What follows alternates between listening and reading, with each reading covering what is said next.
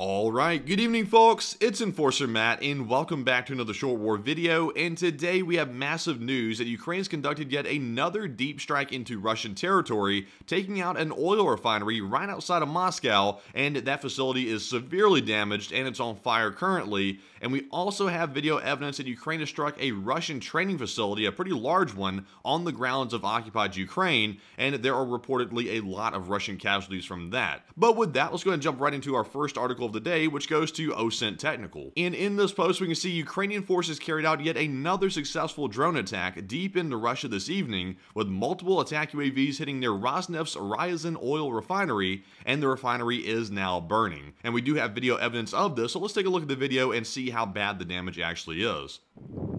As you can see, there's the fire right here out in the distance, a very big fire indeed, and clearly struck by Ukrainian drone once again, and the center building of this refinery is toast. And actually, let's go ahead and move into our map in the next article right here. We're going to show you exactly where this attack occurred, and as you can see, here is Ukraine down here on the left, and here is Moscow and Russia, and it is right outside of Moscow, and here is that Ryazan oil refinery right here.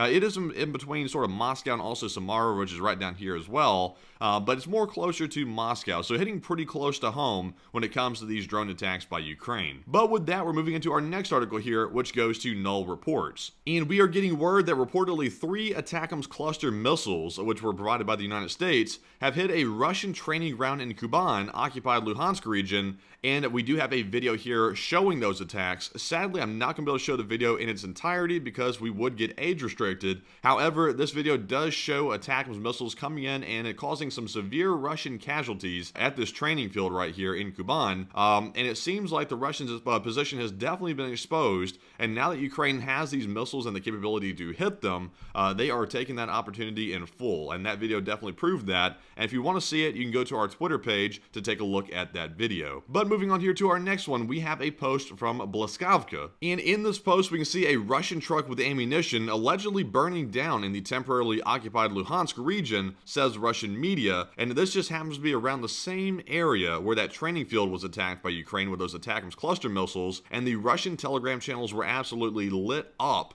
with this video. For some reason, the Russians wanted to share this around really quickly to show the destruction of their vehicles for some reason. I don't know why, but they did. And we do have that video right here. So let's take a look and see what we have. And there you can see it. There's some cars turning around as they see the massive fire right here in the middle of the road. And you can see, we don't have any audio, by the way, but you can see some ammunition cook-offs happening right here in the wreckage of the truck and causing a lot of black smoke. And that's some very valuable ammunition they can't afford to lose. Russia can't afford to lose anything at this point, and there goes a ton of it just going right up in smoke. And like I always say, it seems like at this point, Russia's worst enemies are really fire and also water. Between those two things, they've lost a lot of equipment between flooding and also just explosions in general. But anyways, moving on to our next post here, we have one from Anton Gerashenko. And we can see in this video, which we're about to watch, there's an absolute field of destruction of Russian equipment damaged and destroyed somewhere in the Donetsk region. And someone on the ground took this video, and it shows the Russian equipment and also forces absolutely in tatters, just a field of equipment absolutely destroyed. And let's go ahead and take a look at the video and see what we have. And there you can see it. There's just like literally a junkyard of Russian equipment around here, just all over the sides of the road and just everywhere. It's really crazy to see right in the middle of this absolutely flooded road with mud everywhere. So just an absolute scene of destruction indeed, and a ton of Russian equipment just scattered. That's really remarkable to see. That shows you the true scale of the destruction of Russian equipment that's happening on the battlefield, contrary to Russian propagandists claiming everything's going okay. But with that, we're moving on to our next article here, which goes to the Clash Report. And we have a piece of comedy for everybody today. We see a new advertisement for the Russian MOD in Chechnya. This is for the Russian Ministry of Defense, by the way. Keep that in mind.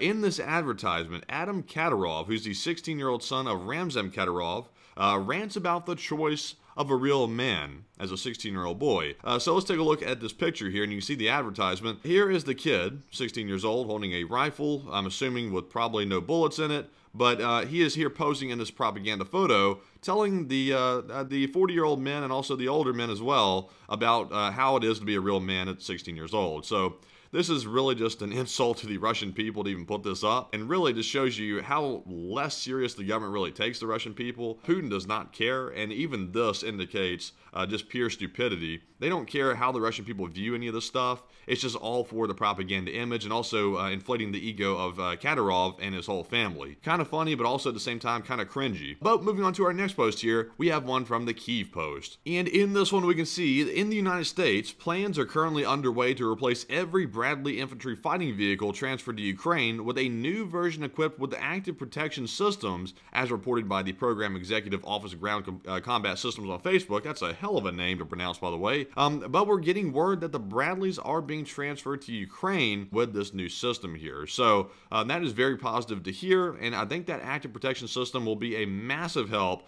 to ward off any incoming threats to the Bradley, and I can't wait to see it actually in use and for the United States to actually get them there. So with that, we're moving into our next article here, which goes to Nexta. And in this post, we're getting some very disturbing news that allegedly a U.S. businessman is facing up to 5 years in prison for selling drone components to Russia, according to DW News. And a New York resident received more than $250,000 from a company linked to the Russian Armed Forces for smuggling confidential U.S. drone technology. And according to investigators, the man exported through a company here, which is listed on the screen, which was used to purchase electronic components for companies in Russia that produce combat UAVs. And obviously, in America, everyone is innocent until proven guilty, but if this is indeed true and the allegations actually hold up, this is quite disturbing to hear that someone sold out our country to sell confidential drone technology to our adversary just to make a quick buck. That's very disappointing to hear, and unfortunately that is not the first one, if that is true, to actually happen during this war. There's been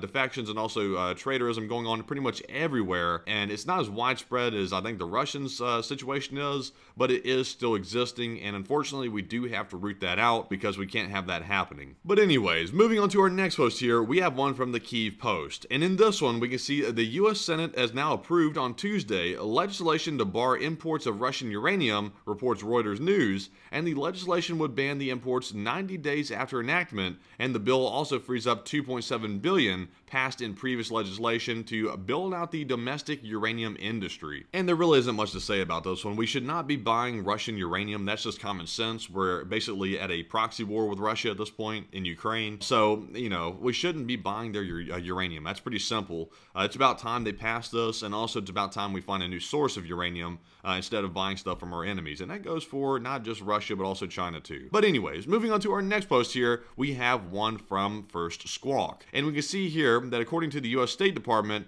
they have exclaimed in all caps that Russia has breached the global chemical weapons ban in Ukraine war. And we don't have many other details on this. We simply have a statement by the State Department saying this has occurred and there's been a breach of the weapons ban. So instead of speculating, we'll simply wait to see exactly what the details are and then cover them at that point. But let's go ahead and move on to our next article here, and this time it goes to the Euromaidan Press. And in this one, we can get some very good news that Ukraine is rolling out a new domestic parasol system to use against Russian drones. And it also says here that Ukraine had no domestically developed short-range electronic countermeasures before the Russian full-scale invasion. This is a brand new anti-drone system that Ukraine is rolling out called the Parasol, and it is very effective, as we'll see in our next video coming up here. We can see here that the new anti-drone system developed domestically uses radio electronic countermeasures, and it comes in two variants protecting positions and equipment from Russian drones. And we're told it has a 200-meter range, it's invisible to the enemy, and also training only takes about 15 minutes or so. So it's very easy to use and also pretty damn effective. And let's go ahead and take a look at the video here and see how effective that thing really is. So as you can see, a drone is about to fly into frame, which you see right here. And that drone was flying straight, but now all of a sudden it came to a stop and it is landing right in front of the piece of equipment here. I'm not sure if in the future they want to have it land right next to the equipment because it could be carrying some sort of munition, but the fact that they can actually interfere with the drone that much and cause it to land is the real breaking piece of technology, but they ought to maybe have that thing land maybe a little bit down the road just in case it happens to go off and the Russians trigger something. So it's good to see, but I think there is a couple of improvements that it might need before that thing is actually 100% ready to go. But anyways, that is actually our last piece of news for the day. And I hope you found today's video informative, and if you have, please press the like button and also give the channel a subscribe as well, because that greatly helps us get the news out there and also supports the channel in a pretty big way. And also, if you want to support our operation financially, you can do so over on our Patreon page, and the link is in the description below for that. And the financial support is obviously a huge help because we're largely crowdfunded by the viewers, And with that, we'll see you all tonight at 10 p.m. Eastern on our Nightly War News stream, and bye-bye for now.